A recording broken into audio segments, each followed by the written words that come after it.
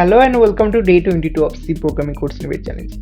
এই কোশ্চেনটাতে আমরা দেখবো যে কন্টিনিউয়াস স্টেটমেন্ট কিভাবে কাজ করে, এবং তোমরা যারা এই কোশ্চেনটাকে সলভ করতে পারবে তারা অবশ্যই ভিডিওটাকে পজ করে কোশ্চেনটাকে সলভ করে অ্যান্সার আমাকে কমেন্টে জানাতে পারো। ততক্ষণে দেখি যে কিভাবে সলভ করা যায়। দেখো, ফার্স্টেই আছে ইন্ট আই, অর্থাৎ এখানে আমাদের আয়ের ভ্যালু কিন্তু এখন অব্দি ইনিশিয়ালাইজ করা নেই। আচ্ছা, তারপরে যখন ফর লুপের মধ্যে আসছে প্রথমেই আয়ের ভ্যালু ইনিশিয়ালাইজ করে দিয়েছি 1 দিয়ে।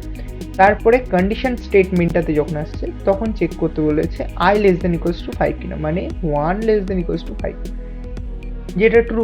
আর ট্রু যেই হচ্ছে সেই ইফের মধ্যে আসছে। ইফের মধ্যে যখন আসছে এসে দেখছে যে আই ইকুয়ালস টু আই কিনা, মানে আইয়ের ভ্যালু এখন 1, তাহলে 1 ইকুয়ালস টু 1।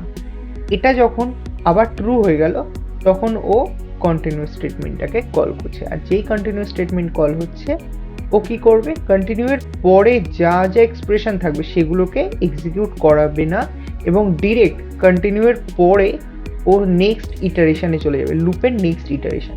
এবং লুপের নেক্সট ইটারেশনে গিয়ে কি হবে, আয়ের ভ্যালু যেহেতু ইনক্রিজ হচ্ছে তাহলে 1 থেকে 2 হয়ে যাবে আয়ের ভ্যালু, এবং চেক হবে 2 লেস দেন ইকুয়ালস টু 5 কিনা এখানে এসে। এবং এটাও ট্রু, যেই ট্রু হবে সেই আবার ইফ ব্লকের মধ্যে আসবে, ইফ ব্লকের মধ্যে এসে আবার এখানে চেক হবে 2 ইকুয়ালস টু 2 কিনা, সেটাও ট্রু হয়ে যাবে। এবং ট্রু হলে আবার কন্টিনিউয়াস স্টেটমেন্ট কল হবে, এবং আবার আমাদের প্রিন্টএফের এই পোর্শনটা কল হবে না, মানে রান হবে না বা এক্সিকিউট হবে না।